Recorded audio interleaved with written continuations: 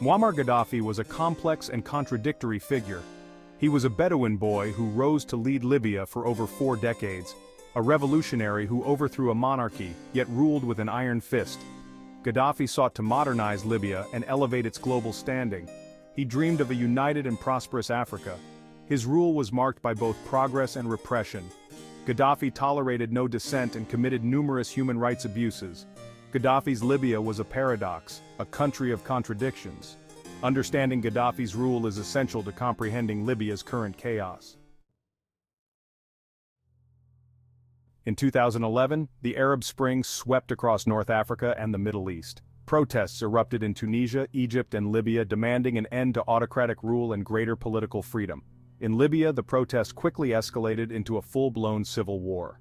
Gaddafi's forces responded with brutal force, cracking down on demonstrators and sparking international condemnation. As the conflict intensified, Western powers, led by the United States, France, and the United Kingdom, intervened militarily. NATO launched airstrikes against Gaddafi's forces, ostensibly to protect civilians caught in the crossfire. The intervention shifted the balance of power in favor of the rebels, who eventually captured Tripoli and overthrew Gaddafi.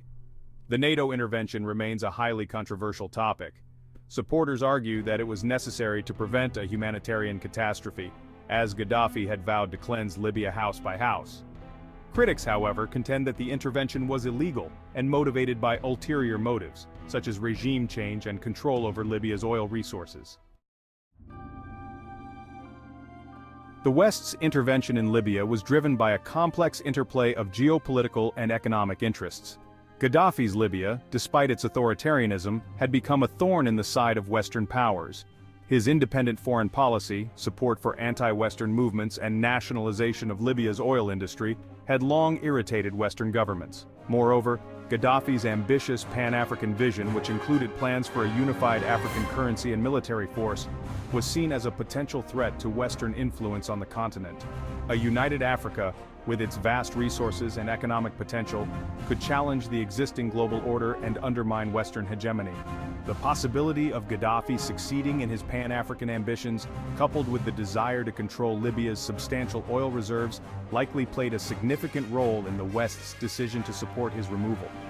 By backing the rebels, Western powers sought to install a more pliant regime in Tripoli, one that would safeguard their interests and prevent the emergence of a truly independent and unified Africa.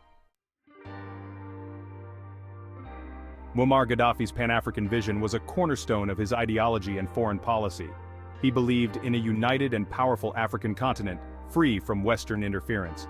Gaddafi saw himself as a modern-day Kwame Nkrumah, dedicating resources to this vision. Key to his project were initiatives like the African Union, with a unified military force. He also advocated for an African central bank and a gold-backed dinar. These proposals challenged the existing global order. A united Africa could break free from Western economic dominance. Under Gaddafi's rule, Libya experienced a period of relative economic prosperity. His government invested heavily in infrastructure, education, and healthcare, significantly improving the living standards of many Libyans. The country boasted one of the highest literacy rates in Africa, and access to free healthcare and education was guaranteed to all citizens. Gaddafi's nationalization of the oil industry allowed him to channel Libya's oil wealth into social programs and development projects. This translated into tangible benefits for ordinary Libyans, such as subsidized housing, free electricity, and access to microloans for small businesses. However, Gaddafi's economic model was not without its flaws. It was heavily reliant on oil revenue and lacked diversification. Corruption was rampant, and the regime stifled private enterprise and entrepreneurship. Nevertheless, there's no denying that under Gaddafi's rule, Libya achieved a level of economic development and social progress that remains unmatched in the post-Gaddafi era. The blame game, a complex web of culpability. The death of Muammar Gaddafi and the subsequent collapse of Libya into chaos is a tragedy, with multiple actors sharing responsibility. NATO's intervention, while presented as a humanitarian mission, ultimately served to tip the scales in favor of the rebels, many of whom harbored their own extremist ideologies. The West's failure to plan for the aftermath of Gaddafi's removal created a power vacuum. The blame for Libya's chaos lies with a complex web of internal and external actors. A legacy tarnished Gaddafi's vision and its violent end. Muammar Gaddafi's legacy is a complex and contested one. He was a revolutionary who overthrew a monarchy and implemented significant social and economic reforms, improving the lives of many Libyans. His Pan-African vision, while often dismissed as unrealistic, resonated with many across the continent who yearned for a united and prosperous Africa. However, Gaddafi's achievements were overshadowed by his authoritarianism and human rights abuses.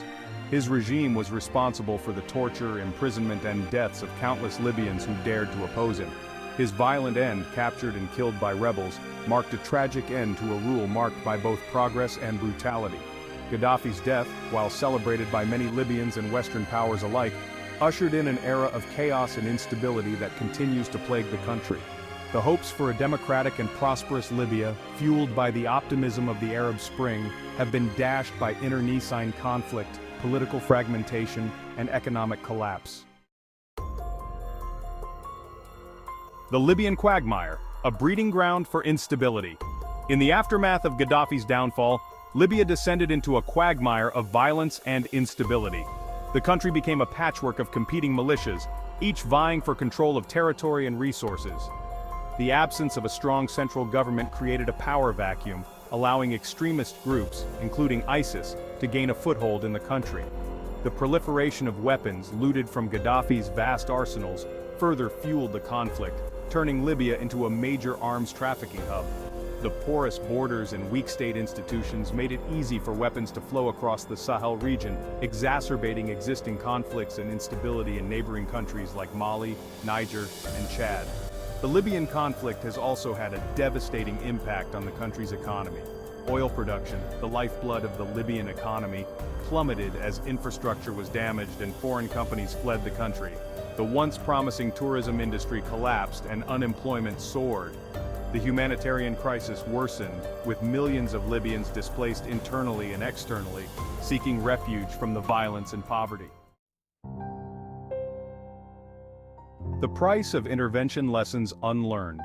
The intervention in Libya serves as a stark reminder of the unintended consequences of military action. While presented as a humanitarian mission to protect civilians, the NATO bombing campaign ultimately paved the way for the country's fragmentation and descent into chaos. The West's failure to adequately plan for the aftermath of Gaddafi's removal, coupled with the arming of disparate rebel groups, created a recipe for disaster. The Libyan intervention also raises serious questions about the limits of humanitarian intervention and the West's penchant for regime change. The notion that military force can be used to export democracy and foster stability in other countries has been repeatedly debunked, yet the West seems doomed to repeat the mistakes of the past.